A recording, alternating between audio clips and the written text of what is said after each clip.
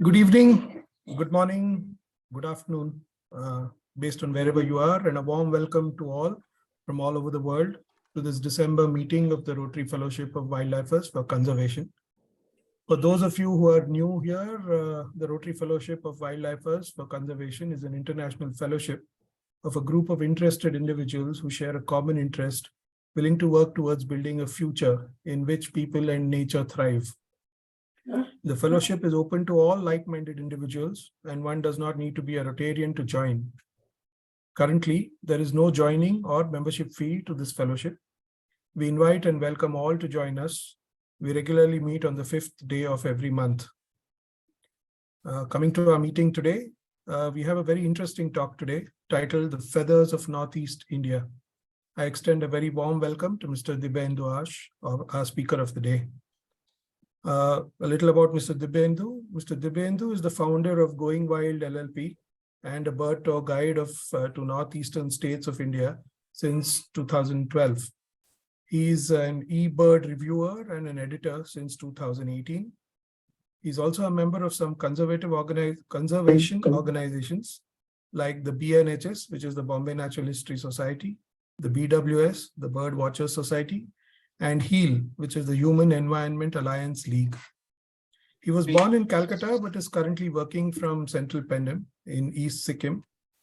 He also manages the Sikkim Birds portal for his greater interest in Sikkim. Please welcome Mr. Dibyendu. Over to you, sir. Thank you very much, everybody, to give me the honor to present here, all the Rotarians, and especially. So can you see my screen now? Fully? We can see Dibyendu. It's not fully, but it's okay. I think good to go. Fine. So yeah. Yes. Now about the birds of Northeast India. Now, birds of Northeast India. What I'm going to describe here is about all the 9 states, like starting from North Bengal to Sikkim. Sorry, Mr. Dibyendu, if you could please unmute yourself. I accidentally muted you. Yeah, can I? Thank you. Sorry about that. Yeah, so here I'm going to show you some birds from the 9 states of Northeast India. I'll start from the Darjeeling Kalimpong district in North Bengal, and then going forward, I'll show you birds of Sikkim, Arunachal, Assam, Meghalaya, Tripura, Mizoram, Nagaland, and Manipur, all these places. So yeah, this is a bird called slender-billed scimitar babbler, like the one. It is a bird of the bamboo thickets. So these are all skulkers. Like all the birds of Northeast are very skulkers. Like they prefer to stay in the bushes and bamboo thickets. They hardly come out, and it is because of the, there has been a long, tradition of hunting for all the Northeast tribes. Predominantly they hunted a lot, but now those hunters have turned into some stakeholders. Like some of them, they have the homestays, some of them are gypsy drivers, some of them are guides, local trail guides. So somehow they have, put forward their effort to save the birds. So now we can see them, like for past 10-15 years, the birds have also like little accustomed to this situation, and they are coming out, like not fully, not what you experience maybe in Western, in Western India or in South India or in Central India. Birds are not that bold, but still you have chances of good sighting of birds. So yeah,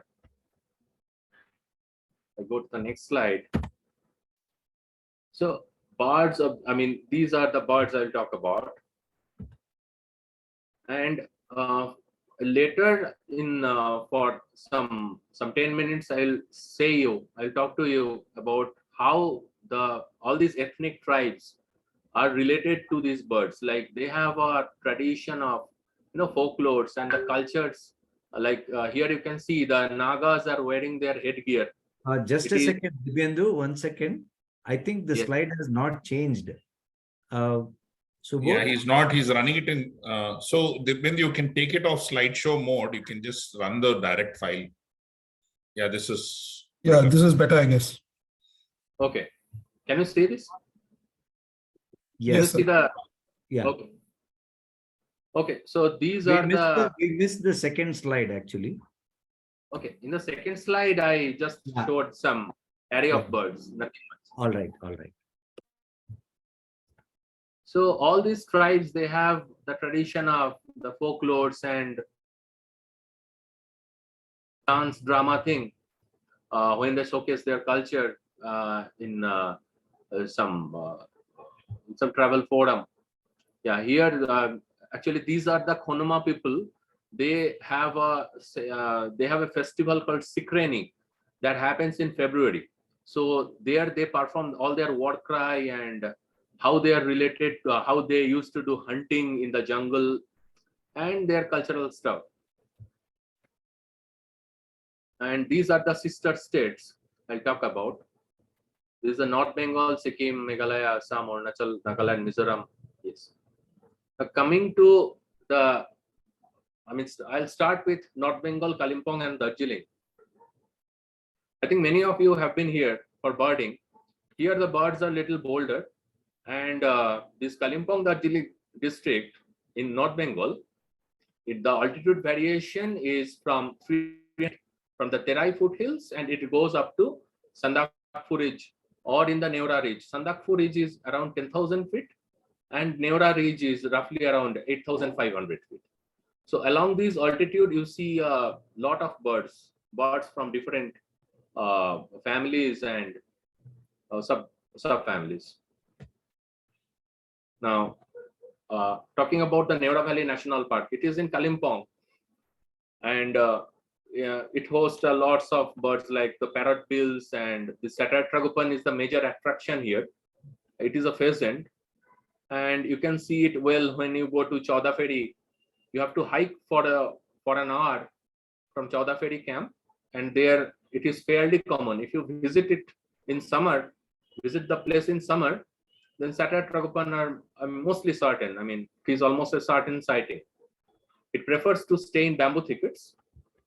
So this is the photo of Satyr Tragopan. Like, I always prefer to photograph them in their habitat. Like, as you see it, sometimes you get it in open. Definitely, you get it in open. Those are the good photos. But this is how you see it when you see it for the first time. So this is the Satyr Tragopan. It is walking in the oak and bamboo forest. Now, in Darjeeling, there is another sanctuary, which is called Mahananda Wildlife Sanctuary. And Mahananda is famous for another endangered species, Rufous-necked hornbill. So, yeah. So, for this species, the best time is, spring, summer. And when they do the courtship, the male, it brings the fruit to the female, and they make a pair, and they actually make a nest in a tree hole, and later the male keeps on feeding the female, and it collects fruit from different trees, like from different fruiting trees, especially. In Nepali, we call it Pangra, Bor. These are some Nepalese names, and these birds is entirely frugivorous, but sometimes they feed on some insects also, like some crabs. Yeah, I've seen it with crabs. And then come to the North Sikkim part. So Sikkim is adjacent to North Bengal. Previously, before becoming a part of India in 1974, Sikkim was a sovereign country. Now, is this entire landscape of Darjeeling, Kalimpong, and Sikkim current map, it is actually the entire landscape is surrounded by the Nepal in the west and Bhutan in the east. Otherwise, it is cut out, kind of. And the avian fauna that you see in mid altitude or in lower elevation of Sikkim is mostly similar to what you see in.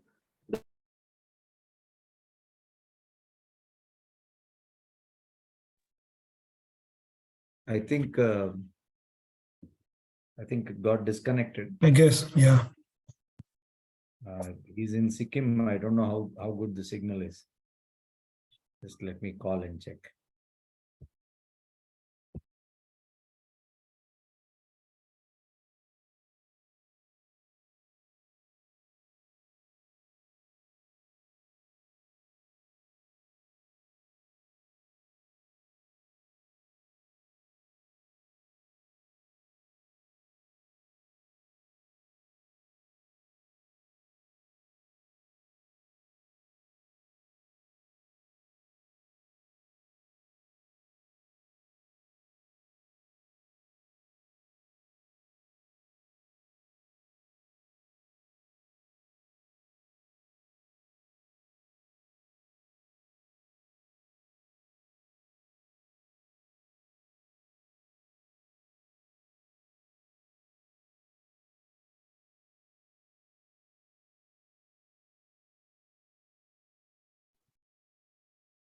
I've just called him and informed him. He's trying to log in.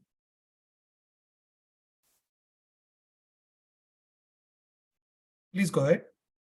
Okay, so yeah, the last screen that I shared and talked about is the rufous necked hornbill, and I talked about how the male feeds the female, and they do a courtship, and then they make a pair, and the male keeps on feeding the female, and the lays just one.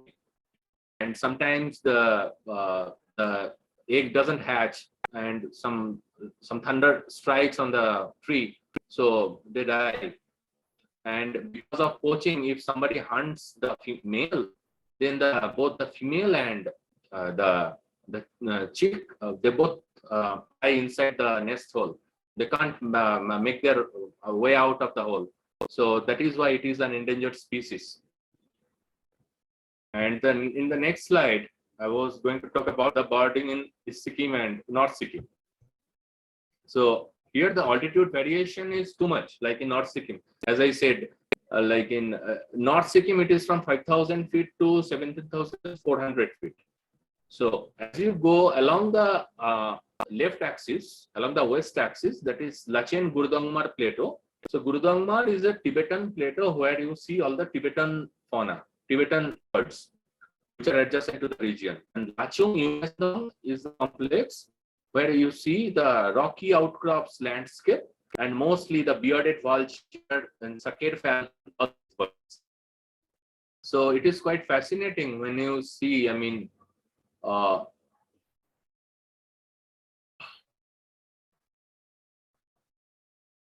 you hear me? Can everybody hear me? Yes, we can. Please go ahead. Yes. Okay. So the altitude variation, as I said, so these are the plateau birds, mostly in North Sikkim that you experience, the plateau birds.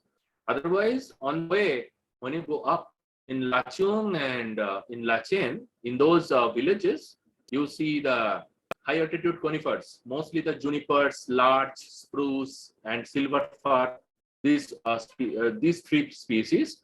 And you get some of the rose finches and some gold crest, these birds. And rhododendron is also good to see, but it blooms in summer.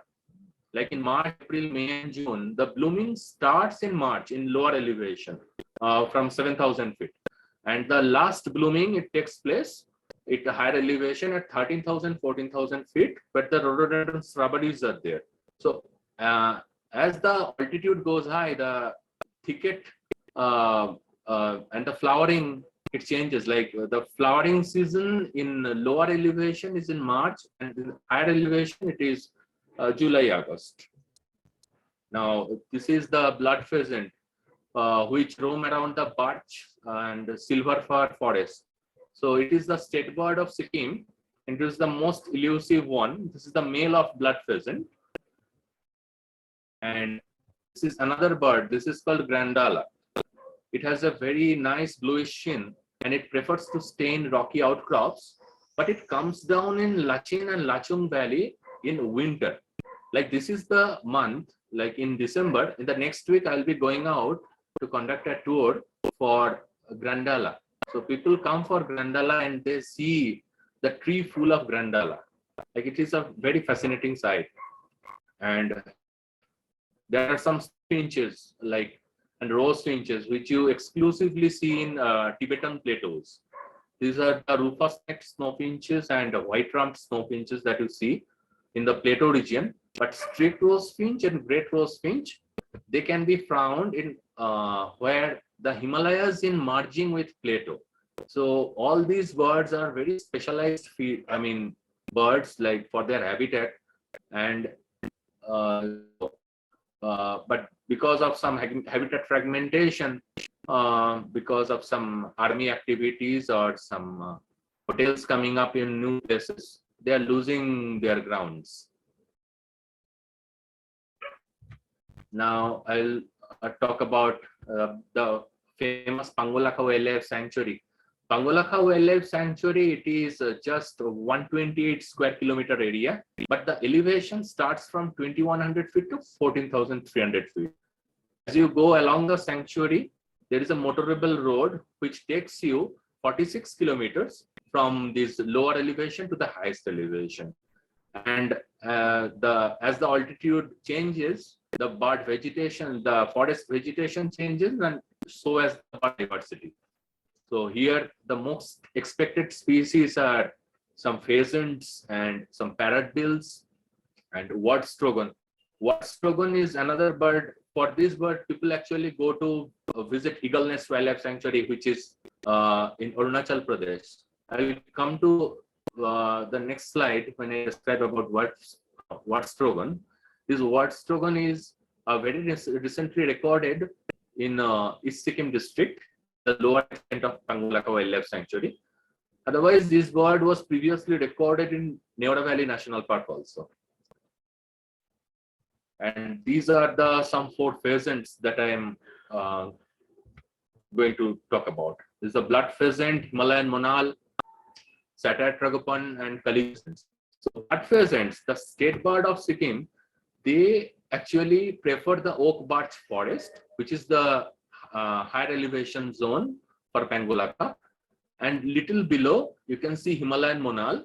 Himalayan monal can be found from 8,000 feet to 12,000 feet in rocky outcrops and the steppe grassland in higher elevation. Satyr tragopan, the third one, it prefers the bamboo thickets, and which is in between 5,000 feet to 9,000 feet. And the most common one is Kali pheasant. Some of you might have seen it in Uttaranchal or in Himachal, in those places. But all these pheasants are very nice to see. Maybe in Himalayan monal in Chopta in Uttarakhand. And coming to the next slide, there is the great parrotbill, fulvous parrotbill, brown parrotbill, and black-throated parrotbill. All these 4 parrotbills are also seen in Pangolaka Wildlife Sanctuary. So for great parrotbill, it is the high elevation zone. They prefer the high elevation zone. But for fulvous and brown parrotbill, they prefer the mid elevation zone. And for black-throated parrotbill, it's the low elevation zone. From 5,000 feet to 6,000 feet, you see them black-throated parrotbill. And since the time is running very fast, so now coming to the next slide, which is birding in Assam. So Assam birding can be described into going Samajit. You will experience Assam has an extensive cover of grasslands, and if you do birding there you see some black-breasted parrotbill, some slender-billed babbler, some Baikal bush warbler, then lanceolated warbler, calamitous reed warbler, all these grassland species. Alongside, there is another habitat, which is the Patkai region. There is the Naga Patkai Hills, which is in southeast Assam. So you can approach that part from Karimganj or from Nagaland, from both sides. So that is the Patkai Hill range. So Kaziranga National Park, you will be visiting very soon. But Manas National Park is the place where you experience the Bengal florican. If you are going to visit the Bhiyapara range in Manas National Park, then you can experience Bengal florican. And Manas is adjacent to Bhutan Hills. So part of it is Terai woodland kind of, and below the Beki River on the south, that is the grassland.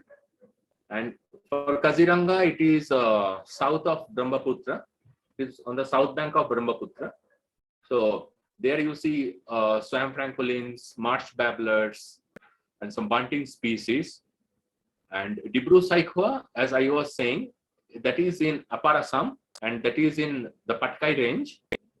And that is that hosts some different species like some grass owl, Jordan's bush chat, swamp francolin, these birds. This is a photograph of Bengal florican, which is flying. I mean, I got it from Bhiyapara, and you can get it even closer. There are some paddy fields. They prefer to stay in the adjacent to paddy fields, and there is a special grass called ulu in Assamese. So they prefer to stay in those grasses. So there are some habitat management programs by the forest department, and they do it in a very conservative manner. So for Bengal florican, it is a critically endangered species. And all these birds like Swam francolin also, it is a critically endangered species, and so as yellow-breasted bunting. Yellow-breasted bunting, people find them mostly in the Eastern Asia, like in China. But this bunting species was extensively hunted on their breeding ground in China. That is why yellow-breasted bunting is a critically endangered species. Otherwise, for Swam francolin, it is found in the Terai, in Terai grassland areas. But again, for Swam francolin, the main concern is it is losing its habitat because of some projects and coming to the Assam rainforest. So, Mr. Sanjay, if I'm not disconnected, please tell me. Can you hear me properly? Yeah. We can hear you. No problem. I'll inform. Okay. So because I am not getting anything, like sometimes my network is No. I am keeping a close watch. I'll let you know. Okay. Okay. Thank you. So Dihing Patkai is the place like which is a rainforest. It's a fascinating place. In the rainforest, the tree heights are extensive, like it grows up to 150 feet long. Those are holong trees. Holong trees are again the state tree of Assam. And in Dihing Patkai, you see some good species like brown hornbill, white-winged wood duck, and pale-capped pigeon. So white-winged wood duck is the state bird of Assam, and you see them in the shallow ponds inside the rainforest. So that they are also a very specialized feeder. They feed on some planktons which grows in the shallow water. So there are very few water bodies left which are in the rainforest, because there have been some activities in the oil rigs and some associated pollutions. Because of that, the population of white-winged wood duck is reducing. Very fast. And for the brown hornbill and pale-capped pigeon, brown hornbill, they make nest in the holong trees. And now for them, since holong trees are chopped down because of furniture wood, so that is what it is. Again, they're losing habitat, so the numbers are decreasing. So all these species like white-winged wood duck, brown hornbill, pale-capped pigeon, all these are critically endangered species according to IUCN. This is a white-winged wood duck, which is the state bird of Assam. And the next slide, this is the pale-capped pigeon. You can see there is another population of pale-capped pigeon. Just out of context, I'm talking. In Odisha also, adjacent to Bhubaneswar, you can see pale-capped pigeon. But this is a brown hornbill. It's called Austin's hornbill. So if someone goes to Arunachal Pradesh, also in Namdapha area, there also you can see brown hornbill, because in Namdapha, since that is also a protected area. But Dihing Patkai, it doesn't have that category. It is a reserve forest, but Namdapha is a national park. So if someone wants to see brown hornbill, so Namdapha is the place.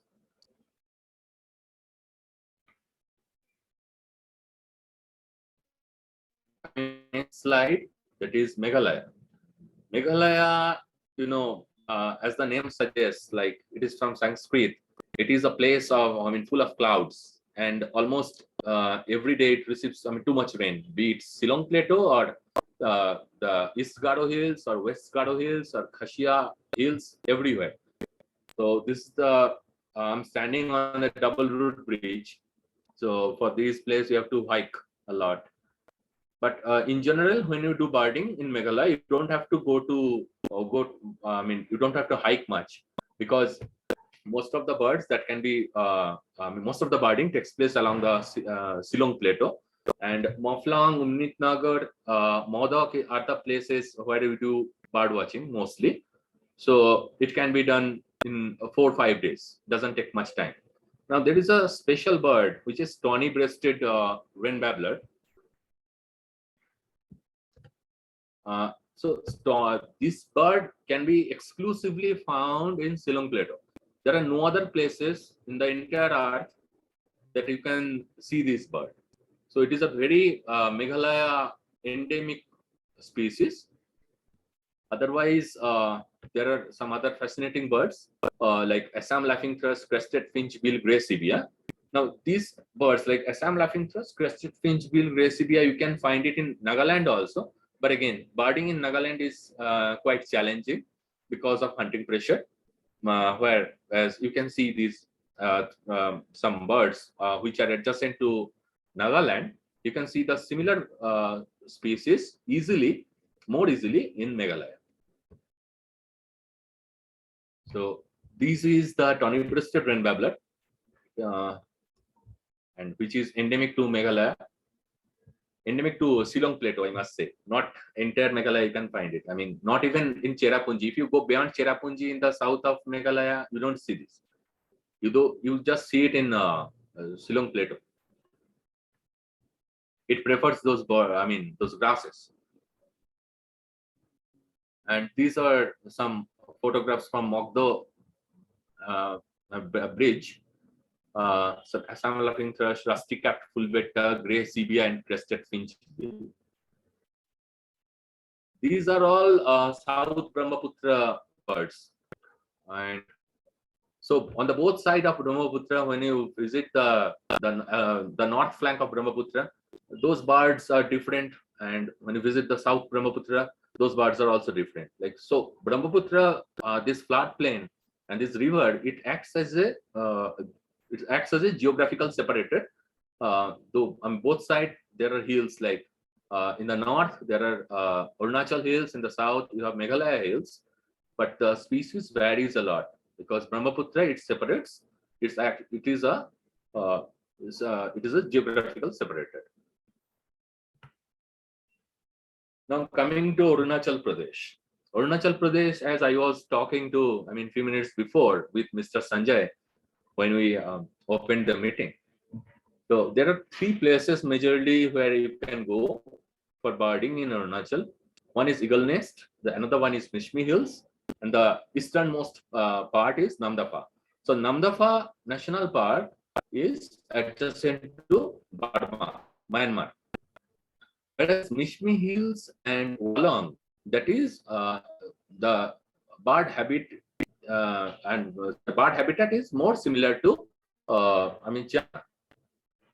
Here you see in Mishmi Hills you see Koklas pheasant, and the Eagle Nest is very similar to bird habitat wise. It is very similar to Bhutan birds. So these are the three typical places where you see different kind of birds. So in Eagle Nest you can see Watts trogon and Bugul leochichla, and Mishmi Hills are special for the trogons and the Elliott's laughing thrush and the green finch, Darbian's parakeet, Godlewski's bunting. Whereas Namdapha is famous for some Myanmar species like white-bellied heron and the Burmese shrike, then Burmese buzzard. Now coming to Eagle Nest. So Eagle Nest and Stella, this entire complex is just one area where you cover, from the lower elevation from 1,000 feet at Sela. The Sela is the pass. It's at the highest altitude. It is at 13,700 feet. And Bugun leochichla is a special bird that you exclusively see in Eagle Nest. It is a most recently discovered bird amongst all the birds of India, you can say. If you exclude the subspecies discovery, it is the most recently discovered bird from Serdukpen Wildlife Sanctuary.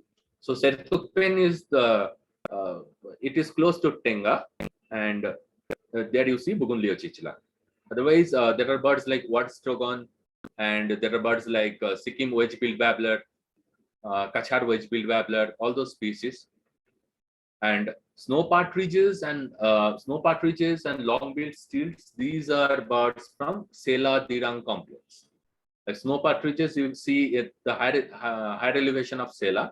They stay, I mean, close to 13,000, 14,000 feet.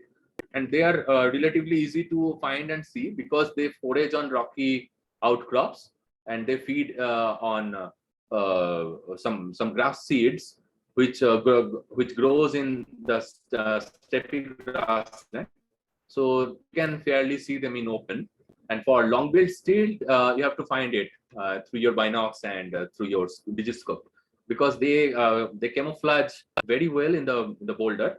And for this Bougainvillea chichla, I would like to add few things. Like Bougainvillea chichla can be found in exclusively in Eagle Nest, but there are two places, which is Lama Camp and which is Bompu Camp.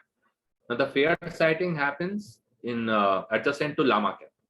In Bompu Camp, from Bompu Camp also there are some records, but they are tough to see from Bompu.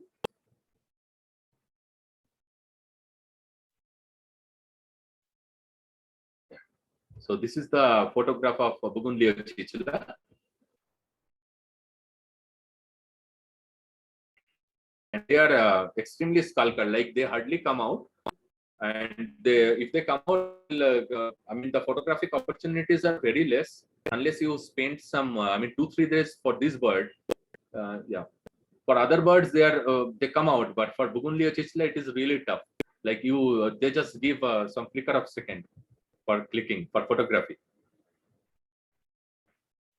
The Mishmi Wallong, as I was saying, Mishmi Wallong birds are more similar to birds of China, birds of South China. The forests are very different because the Mishmi Hills and Wallong, the forests are very dry, and it is more similar to the landscape of Himachal or Uttarakhand, you can say, where the hills are very dry. Because in Eagle Nest, the vegetation is very wet and thick vegetation. In Mishmi Hills, it is very dry. You see the cheer pine, you see some dry grass beds in Wallong when you go to Wallong.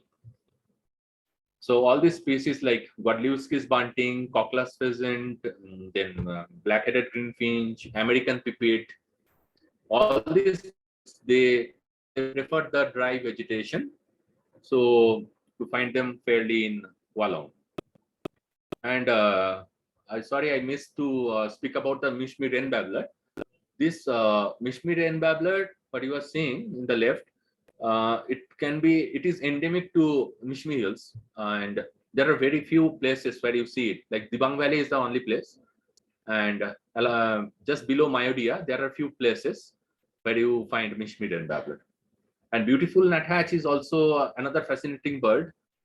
You can find this bird in Eagle Nest also, but Mishmi Hills also you can see it. Now coming to Namdapha. Namdapha is the easternmost or southeasternmost area of Arunachal. It is close to Myanmar, shares border with Myanmar, and white-bellied heron, along with some hornbill species, as I was saying, because Namdapha is a national park and all the holong trees are protected, very much protected. So some hornbill species which depend on the for the nesting, the holong tree, they can be found there. So the birds like wreath hornbill, brown hornbill, and the great hornbill, of course, and rufous necked hornbill, all these hornbill species, which are very rare to see somewhere. If someone is targeting to see hornbills, then Namdapha is the place. Otherwise, you can see some babblers like snowy-throated babbler, I must mention. You can see it exclusively in Namdapha. From entire India, the best place to see snowy-throated babbler is from Namdapha. So this is the photograph of white-bellied heron. Now from Arunachal, we'll come to Nagaland. So in Nagaland, there are very few places where you can do birding actually, because even the red-vented bulbul, the most common one, they will behave like laughing thrushes, the very skittish and skulker kind of. Bulbuls are very common to see in cities. They actually sometimes they become a menace in cities, but in Nagaland, they are very, they behave very differently. Even the bulbuls are very skulker. So you can imagine how the other birds could be. But there are few places where the conservation efforts and the local support and the EDC, eco-development committees and JFMC, the forest management committees, they are working well. So the Pangti, these two are places, these two are birding hotspots, you can say, in the state where you can do extensive birding. Other places you can go and explore, but the bird life is very thin, and maybe you can have the zero bird activity experience, like maybe in the whole day you come up with just 1 or 2 birds. But Konoma and Pangti, these two are places where you can have some handsome list of 40-50 birds when you do for 1 or 2 sessions. But if you spend some 4-5 days, you can find some 70-80 birds from the state. And so I'm not going to discourage you about Nagaland, but still there are very few birds like which are endemic to Nagaland. Naga rain babbler comes in the topmost, the most wanted bird when someone goes to Nagaland, the most wanted bird there, because it is endemic to the state and there is no other place where you can see it. And Naga and rain babbler, they're mostly recorded in Konoma and Zilike. So these two are adjacent villages, and you can see Naga rain babbler from Konoma and Zilike. There is another bird which is the state bird of Nagaland, that is Blythe's Tragopan. So if someone wants to see Blythe's Tragopan, then you have to hike for some 2 kilometers in a forest trail, and you can see it. Now these Blythe's Tragopan, what you see in Nagaland, they are very different what you see in Mishmi Hills. Because again, see, Mishmi Hills or Mehao Wildlife Sanctuary, that is on the northern flank of Brahmaputra, whereas the Nagaland as a state, it is in the south of Brahmaputra. So again, Brahmaputra is acting as a geographical separator, and both these Tragopan subspecies, which is in the south flank and in the north bank, they are different subspecies. But they prefer the similar. The vegetation is same. The vegetation is the bamboo forest thickets, but here it is not Himalayas. When you are seeing it in the north bank of Brahmaputra, that is in Mehao, there also they stay in bamboo forested areas. But here in the south bank of Brahmaputra, but the Blythe's Tragopan that you are seeing in Nagaland, they are staying in Jafu Hills, because Naga Patkai Hills are comes under the Jafu mountain range, which extends up to Myanmar. And apart from Blythe's Tragopan, you can see mountain bamboo partridge, crested finchbill, purple kochua, green kochua. These kochuas are, if someone is very hardcore bird watcher, or someone, they actually target these kochuas, because they are really tough to find and they remain almost silent. They doesn't move at all. So even if you spot it, I mean, it is tough to, I mean, if you, the first person is spotting it, then you'll get a photograph. If it is hard to describe what the bird spots, because they almost remain silent and it doesn't make any move.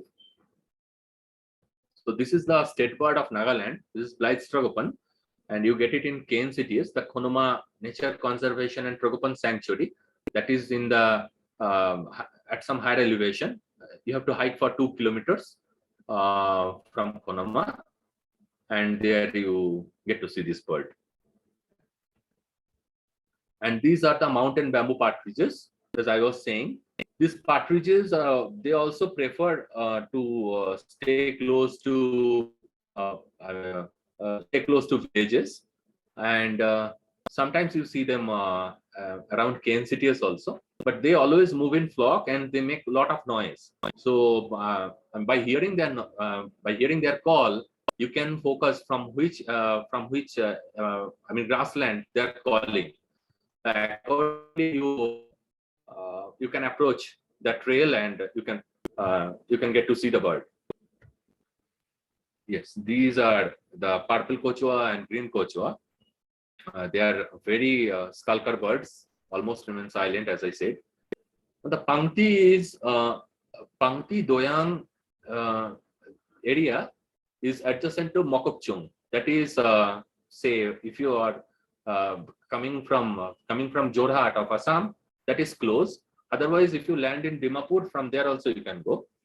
So Pangti village, it is famous for Amur falcon, because Amur falcon, they come here from Far East Russia, from the Amur plains, and they come here as a stopover.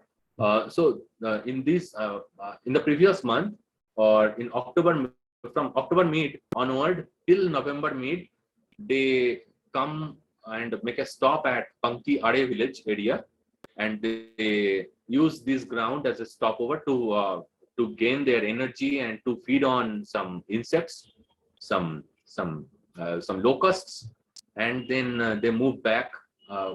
They don't move back, sorry, they follow the trail through South India, and from here they disperse to Africa, and from Africa again they take an S curve and go along the Nile, and they take the route via Turkey, and again through Mongolia and Uzbek area, they go to the Far East Amur plains.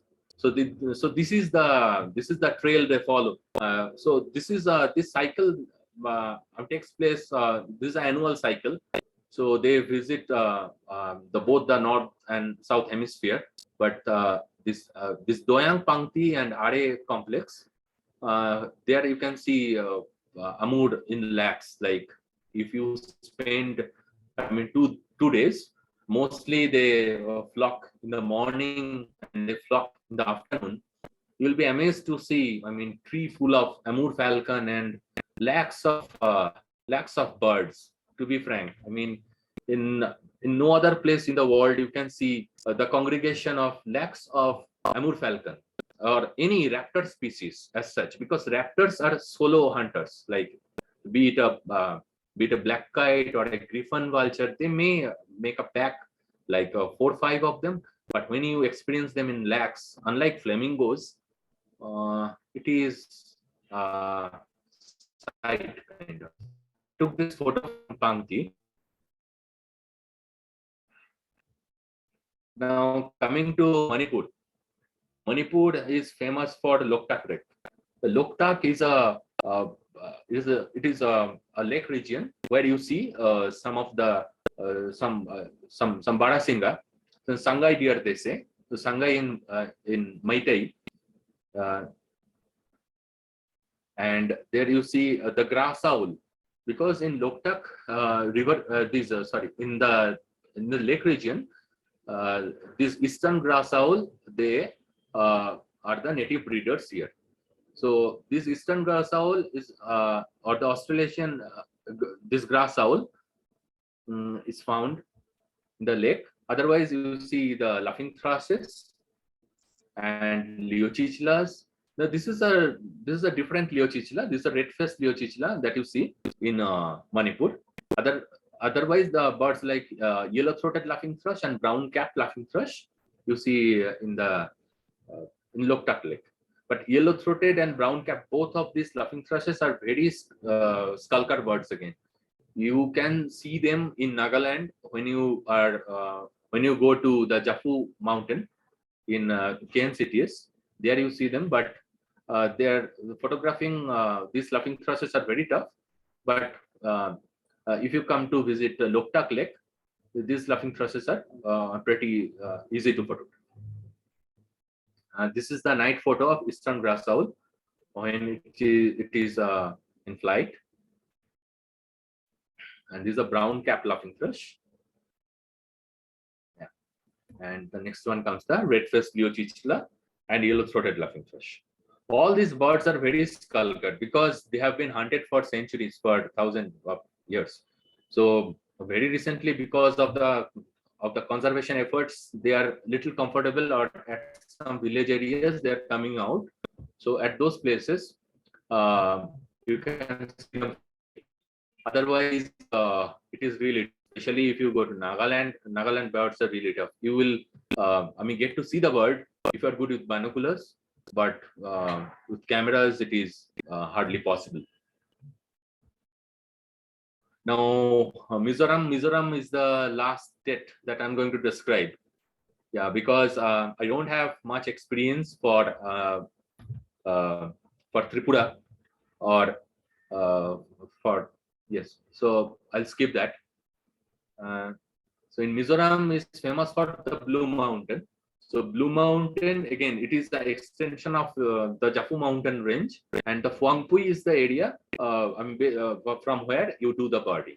If you come to Aizawl by flight, from Aizawl to Phuangpui, it will take around 7 hours drive to reach. It will be a whole day drive, you can say, because you hardly get any birding time on the way. And from Phuangpui, we stay at Phuangpui, and from there we do some either you do some mountain hiking, or there are some gypsies which takes you to the Blue Mountain, and there you do birding. So Muscat, Laughing Thrush, and the Burmese shrike, Chinese ibex, these are the birds which are which you can easily find in Myanmar. So for these birds, you can visit Blue Mountain. And these are some photographs of mountain teller birds, spot-breasted scimitar babbler, and again in the Phuangpui at the top, you can see mountain bamboo partridges as well. So this is the mountain bamboo partridge.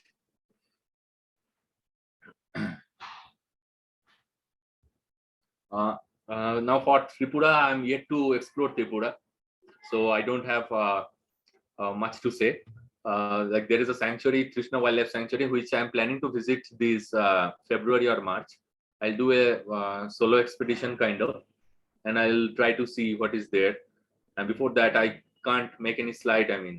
So I have nothing to share from Tripura. Now coming to the ethno-ornithology. Ethno-ornithology is something where the birds are, how the birds, like, as I said, like people have been hunting these birds and they know the bird behavior. They know which bird can be found where, all the tribes, because they have been staying with the birds for, and the knowledge share that they had from generation. So that is very a good thing. Like when you sit in the evening after doing birding, if you ask someone to share their knowledge on birds, then they will share. So firstly, I'm going to share a Golchimal. This is a Kirati Nepali folklore. What Golchimal is nothing but mountain scops owl. So the story is like this.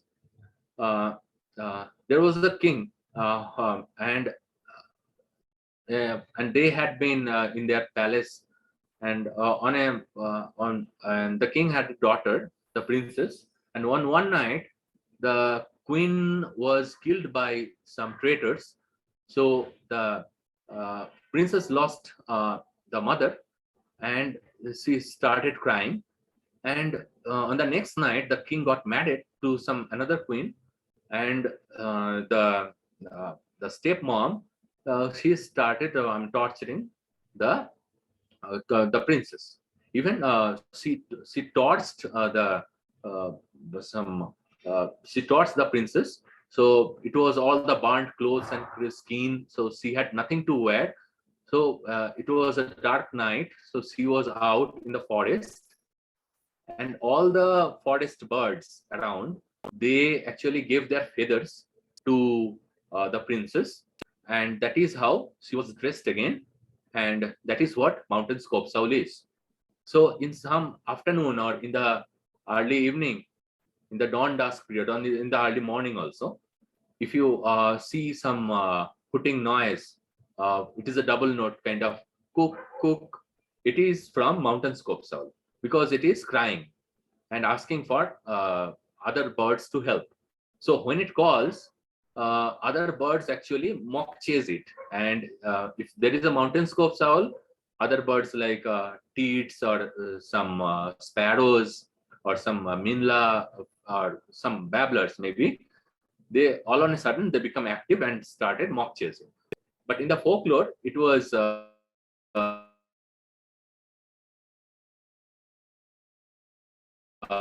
narrated in a different way. There is another one, that is Agacho. Agacho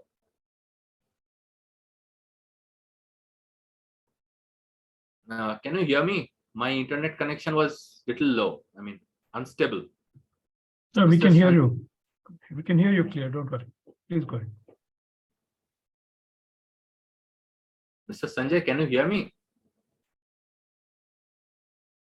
We can hear you, Dibyendu. Please go ahead. Yes, yes, we can very clearly Can all hear. of you hear me? Yeah, we can hear you. Go ahead.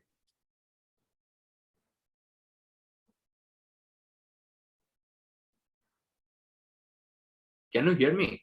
Yeah, we can hear you, Divyendu. Please go ahead.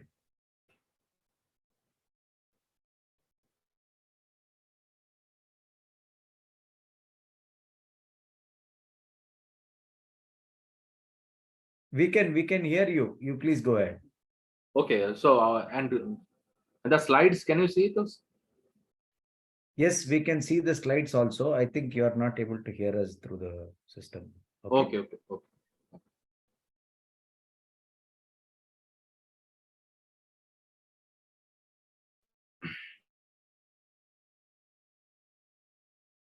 Yes, the next slide is Agacho. Story. Yeah, there was a folklore in Sumi. The Sumi is the tribe. There are around 32 different tribes in Nagaland. So Sumi is one of them. So Agacho is the story from the Sumi tribe. There was a boy and a girl, and they were in love since their childhood. So all on a sudden, the girl got married to some rich fellow, and they got separated. So the girl was married to the rich fellow, and she moved to some different village. And the boy, who was poor, he just because out of to do his trade. Uh, so one day he reached to the girl's house, and he found the girl, and then he approached her for remarriage. But the girl couldn't accept it because she was already married. So the boy, actually the man, then he climbed on a fig tree on a ficus tree, and he climbed up really high, and and he found that the girl with her husband, they're in the house.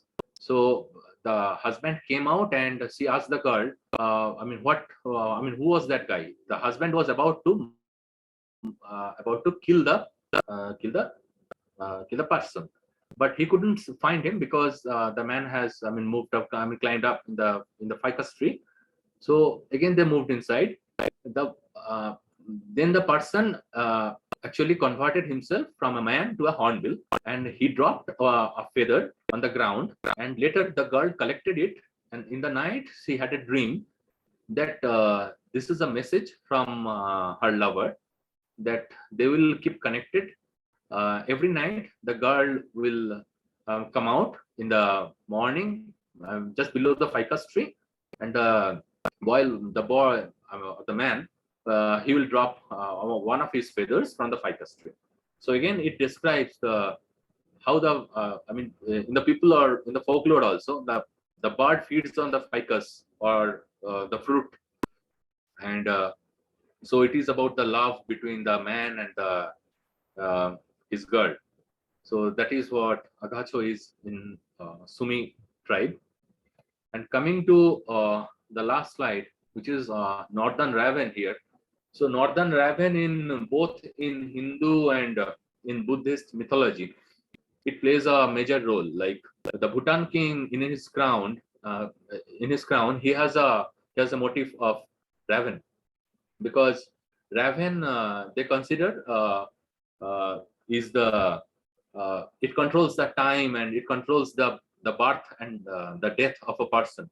Like when someone dies, all those empty souls are carried forward through this Mahakal, and they rebirth. Uh, they rebirth. They're born again in some different form. But in the meanwhile, the Mahakal, he controls the soul. In Buddhist language, in Bhutanese, it is Gangpo Jaru Jarudam Chen or Mahakal in Hindu folklore. So it plays a major role, like so crane, black-necked crane also. It is important in Buddhist tradition, because it is believed that when Lord Buddha was in search of food in the steppe grassland, so black-necked cranes, they actually showed him the path to find the grass seeds which people can live on. Even nowadays, the nomadic people, they collect those grass seeds and they can live on for months without producing rice or wheat or barley. They can live on those grass seeds. So all these birds are related to human beings. And now in the era of digitization, we have some portals called eBird.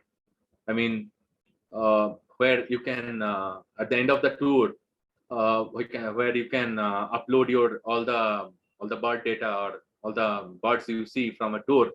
You can upload your data in the eBird portal. So even as a citizen science, you can keep in touch to nature whenever you are out. Just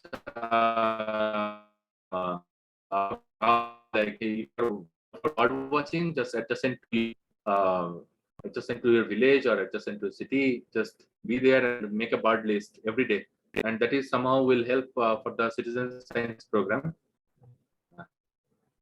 Thank you very much. So this is where I end now, and I'd like to ask some questions from you. I mean, if you have any queries, like you can ask me. Yeah, there was some disturbance because of the network issues. I'm very sorry for that, but yeah, anyway. Okay, if you have any questions, you can please type in the chat box, or you can just raise your hand. Please restrict your questions to only one. If there is time, we can ask 2 questions. So, any questions? Anybody would like to ask any question? I see one question in the chat box. It's not exactly a question. Somebody wanted to know if what is the best time to visit all these Can you repeat the places? question? My speaker was also disturbing. So can you please repeat the question? Not yet. I have not yet asked. Okay. It's in the chat box. So Prasanna wants to know. He wants to check on specific seasons to visit each place if possible. So what I think, if you can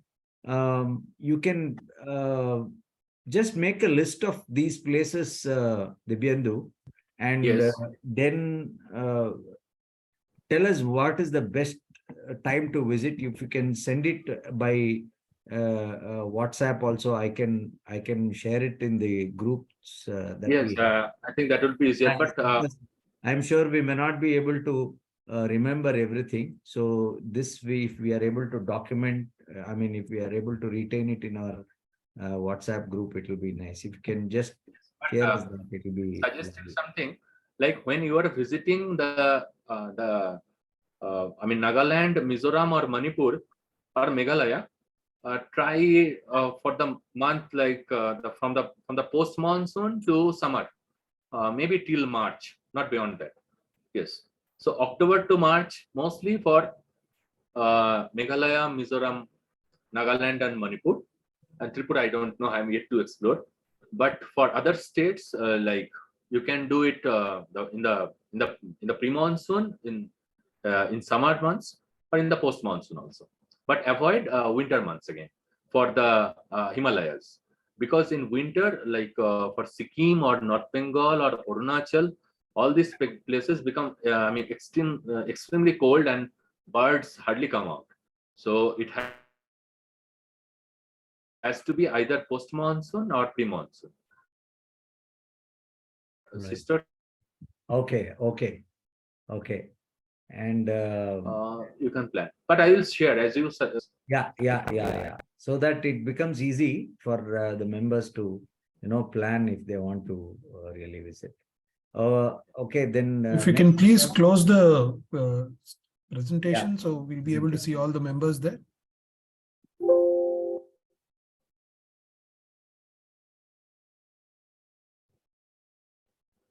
You could stop sharing. So then, yeah. Yeah. Thanks, Divyendu. Divyendu, there is a question from Vikram. He says, do a lot of species from the northeast migrate south during winter? Yes. Not the passage migrants like Amur falcons, but Yes, the yes. northeast resident species. Yes.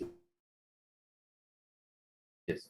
They Like do. India, and there are some water-blood species also. Uh-huh. Got Like, it. yeah, some yeah. So yeah, they So- migrate. So in general, it might be better to visit in the summer months because Yes. yeah. See, in summer, the vocalization of bird is more. So to be frank, I mean, just by listening, you can understand okay, which bird is calling, which bird is not. Because in post-monsoon, though Himalayas, but it is not preferred because birds, they become more responsive. I mean, they respond well and they sing more, and you get better pictures on rhododendron. It is easy to photograph in summer, but post-monsoon also you can do. Then there are the abundance is more because there will be chicks. So the frequency and abundance is more in post-monsoon, but birds can be mostly, better to photograph in summer months. Okay. Thank you. We have a hand raised from Bharat. Bharat, please go ahead. Ask your question.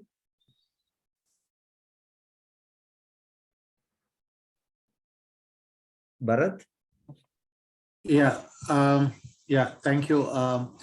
Thank you for the good talk. My question was that I have been told that hunting is very widespread in the Northeast and especially Nagaland. So Yes. what do you think is the future of the birds? Is it improving or is it, or the numbers decreasing, or what is the future of all the bird species in the Northeast, especially places like Nagaland, where apparently hunting is a very traditional thing? Yes, sir. Actually, in Nagaland, it has been very recently, even the tourism department, very recently they are taking initiative to promote their tourism. And because of the repercussion in social media, and thanks to social media actually, and the photograph and the camera, people behind the camera, actually all those photos, got flashed, and they are very much serious about it. So the JFMC and EDC members, along with the forest department, they are working together, and there are some other stakeholders and NGOs also, like Friends of Amur, and it was founded by Ramki Srinivasan, and they have been working with Bano Haralu. She is a local lady, scientist, and she is helping a lot in the awareness drives at school level, at college level, at everywhere. Like they were making awareness programs. So there are, ban on the bird hunting in every districts in Nagaland. But there are some issues like some tribe groups, they belong to Ao, some tribe groups, they belong to Angami, some belongs to Sumi, some belongs to Jasami. And because of that, there is no uniformity in the landscape. So if the chiefs or administrators or politicians are from Angami tribe, so most of the Angami people, they listen to their administrators, but other tribes are not maybe listening to them. But there are some efforts like which are successful models, like they are making and trying to procure, like in Okha district, like in Are village in Pangti. They are Lotha tribes, so they are also listening to the government request, and they're actually improving. If you see the Amur Kaling, just maybe 5 years back, then it was sold as as a poultry chicken in the market. Yeah, you could get it in at 400 rupees or 500 rupees a kilo, but nowadays it is not happening at all. So in Okha district, like the Lotha tribe, they responded very well with these government agencies and with the NGOs like Friends of Amur. So they're improving, I would say. Yeah, it is not foolproof, 100% foolproof, no hunting zone, not at all. Hunting is there, yeah, but some things are improving. So the photograph that I showed you, the Amur in the tree full of, yeah. So that was from Are village. So people are, I mean, quite responsible. Yeah. So they take it very seriously, because if there is any bad photographs from the, I mean, if any tourists or any bird watchers, any photographers are photographing any, I mean, hunting images or from, I mean, they are visiting the Kohima market or some local market. If they find any, because they are afraid of the camera and the this social media flashing thing. So there is things happening in forest, but not in open. But it is not foolproof, as I said. It will take time. It will take some more time. So in continuation of that, can you also say something about the Bugun, about the Leo Chichla, what Bugun tribe is doing, Divyendu? For a singular species, this Eagle Nest Wildlife Sanctuary, they are the thriving. Like this Sertukpen, the tribe of the Sertukpen, sorry, the Bugun tribe in Sertukpen Sanctuary, they are bread and butter, everything they are getting, and it is a non-stop earning source for them. I mean, it is booked for throughout the year except monsoon. So imagine like Indians or the foreigners or yeah, people are coming just to see that singular species. So a singular species can be something that important. Yeah, like Bugun Leo Chichla or Nagarin babbler, say in Konoma. So people are coming to see Nagaland. I mean, people are coming to Nagaland just to see Nagaland babbler or tawny-breasted wren babbler from Meghalaya. Some bird watchers are very hardcore, and for a single species also they visit a lot. So just a single species can make a, I mean, very different. I mean, the situation. Like so, I mean, previously those who were the hunters, now they are either porters or they are into homestay and accommodation. They have their own foundation and they are the stakeholders. Yeah. So they are actively participating in bird conservation. Maybe their forefathers have done hunting, but they are improving their lifestyle and they are maturing themselves. Like now, no one hunts. None of the kid hunts because they are mostly busy into, I mean, catering people. Yeah. Yeah, thank you. I know how difficult it is to find a guide during these months in Eagle Nest. Yeah. Yes. Yeah. I think Pradeep has raised his hand. Can you please ask Pradeep? Pradeep, can you hear me?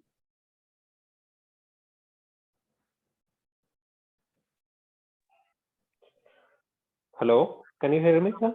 Yes, Pradeep. Please go ahead. Okay, that actually I was asking, is there any person who conducts such a birding trip to Hishmi Hills or Eagle Nest right now? Is he capable of doing some trips, birding trip during the next March or April? Hello? Yes, Mr. Pradeep, I think there's one more question on the same subject. Somebody wanted to know, Divyendu, if you do these tours regularly. So please, you can go ahead and. Yes, Yeah. March and April are the good season, but if you can, I mean, take few days. I mean, if you take the tour a little forward, I mean, towards monsoon, not exactly monsoon, maybe in May, then it is more fruitful, because as they enter in their, I mean, breeding season, more and more they become more and more vocal and they become more and more active, and the sighting wise also it is better. So in Eagle Nest, what happens in the first half of the day, in the morning session, you can do a very good birding, but in the afternoon there will be shower, there will be rain. So there is nothing to hide. You may say that the second half we are losing time. It's not like that. In the morning, in the first, 5-6 hours, the birds you get, that will be enough. You can fill up your all the SD cards that you have for photography. Yes. In the second half, it rains in spells like for 1 hour or 2 hours. When the rain stops, then again all the birds will come. In the March, what happens? It is on the drier side. Like it doesn't rain at all, but some rhododendrons start blooming, some doesn't.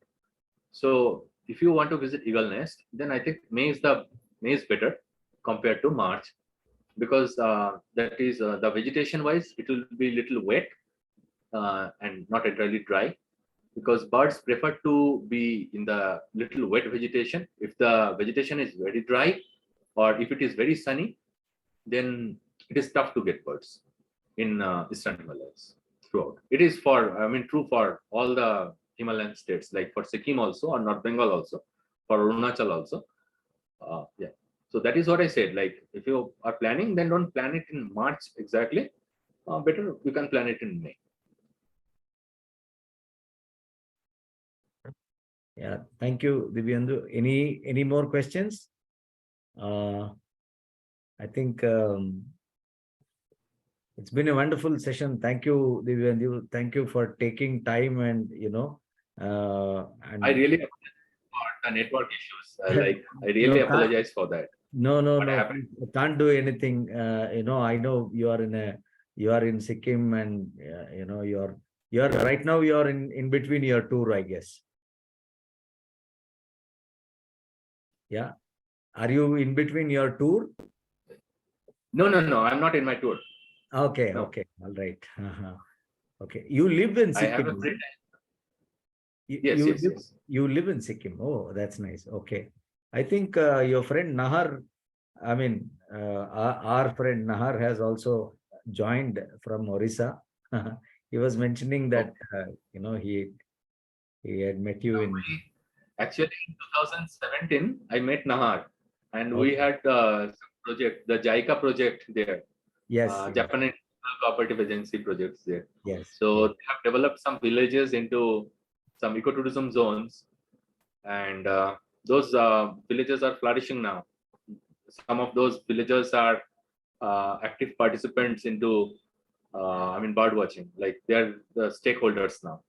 So it is good. I had a very good experience working with Mr. Nahar. Yeah. And any tips that you would like to give us for those who are going to Manas and Kaziranga this month? Some of us are going there. So anything First thing specifically? Yeah. The first suggestion would be, if you are not a photographer, then at least keep a binocular. Yeah, that is the first suggestion. Yeah, for any wildlife lover, if you want to see it more closely, binocular is the first thing that you need. And if you want to note down from your mentor, Samujit, then keep a notebook and pencil. So you have some session with him. He's a quite very knowledgeable person. Yeah, for tigers. And apart from that, he is very good at birds also. Yeah. So you'll be visiting in Manas. You try for tiger. Do birding also. Must. You may forget your woolens and caps and sweaters, but binoculars you shouldn't forget. That is what I would say. True. Absolutely. I know. And apart from that, whatever the birds or mammals you are seeing, like you always try to tag or make a list of those. And there are some online portals like iNaturalist, eBird, where you can upload your sightings. Like it can be a mobile photograph also. It can be a photograph of a butterfly also. It can be a photograph of fawn also. eBird is for bird watching, and if you are if you have interest in everything, then iNaturalist is the platform. There you can upload any fern or any rhododendron species or any tree species, any moths, butterflies, mammals, animals, birds, anything, snails, insects. So iNaturalist and eBird, these two are an app. I mean, there are many YouTube videos available. You can check those, and so you can ultimately at the end of your tour you will get a map pointed area where you have visited as well as the species you have recorded. So data keeping is very mandatory. It is not only you are not a regular tourist, you are a nature lover. So this citizen science participation is also very important whenever you are visiting any national park, or it can be just a park outside your adjacent to your village or city.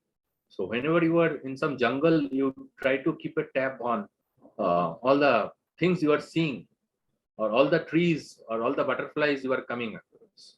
That is. Thank you, Divyendu. Friends, you can see that he made a clear distinction between a tourist and a nature lover. I'm sure that your tips will help us. Just one last question I would like to ask you. Just out of curiosity, how many birds can you identify, or how many birds have you recorded so far? Bird sightings have you recorded? I have recorded. Yeah, it is 886. 886 to be exact. 886. And you can identify all 886 species, right? Yes. Yeah. Okay. I was never been in South India, so I am roaming around all the northeast states except Tripura. So let's see if I can add some more, because there are some bulbuls like Kachar bulbul and some black-headed bulbul which I am yet to see. So those could be easily found at what I heard from Trishna.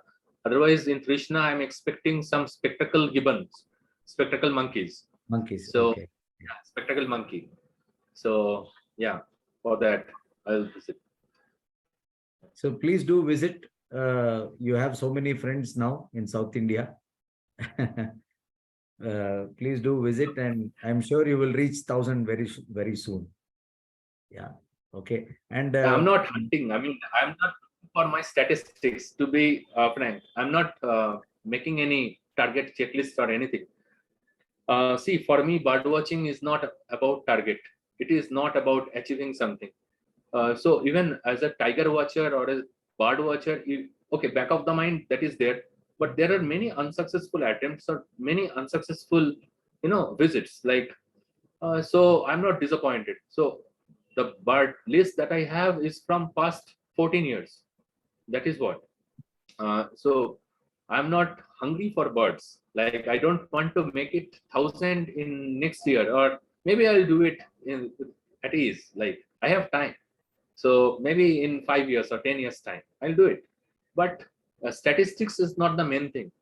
It is the, regularly you are seeing a black kite and you are making the track of it, and you are uploading it in some science portal, or you are seeing a house sparrow, you are seeing it and you are uploading it in some science portal. That is important.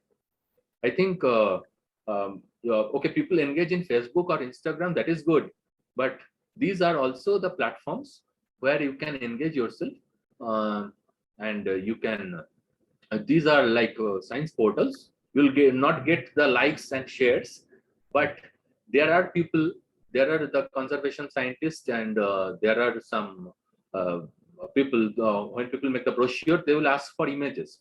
So if you have good quality images, you can upload those in the science portals and people will knock you.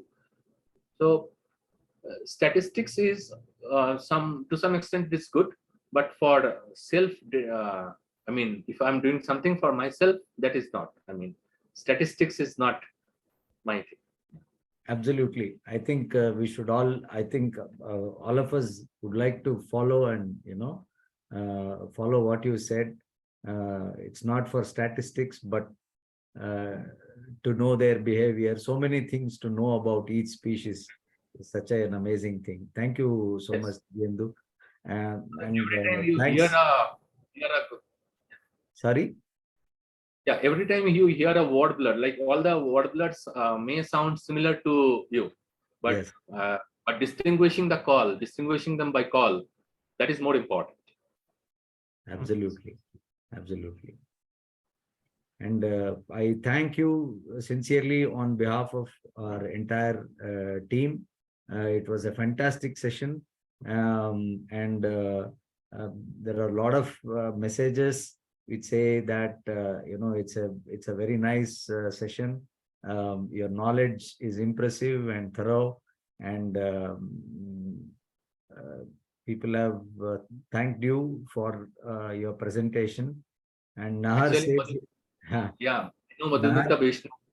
Yeah. Nahar says, Oh. indeed a pleasure listening to you. Keep up the meaningful work you guys are doing. He says that's his message. And yeah, that's it. And more compliments from all. Thank you. Thank you, all the members, for being there, having waited patiently when we had that technical snag. And at some point of time, we had up to more than 50 participants.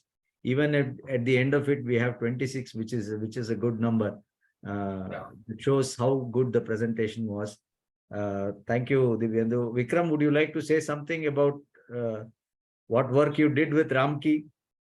Oh, no, not much. I didn't contribute much. So yeah, so Dibendra, I was deeply involved in, so I run the technology for Conservation India. So I was helping with the Aman Falcon project in the beginning. So I As a data, all the documents, all the manual reports. I'm the data entry guy in the back end. So, so data science is also important. Like when Yeah. someone is keeping tab on data, yeah, that is also important.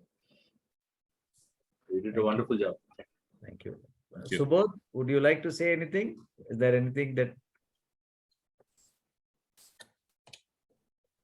Just amazed at his knowledge about wildlife and the birds, and there were so many birds that I hadn't even heard of. So it's been a big eye opener for me to know that within India, again, we have so many zone specific endemic species. Thank you so much, Dibyendu. Amazing work that you're doing, and amazing to hear you speak about all that. Your passion just comes out as you talk about it. So thank you again.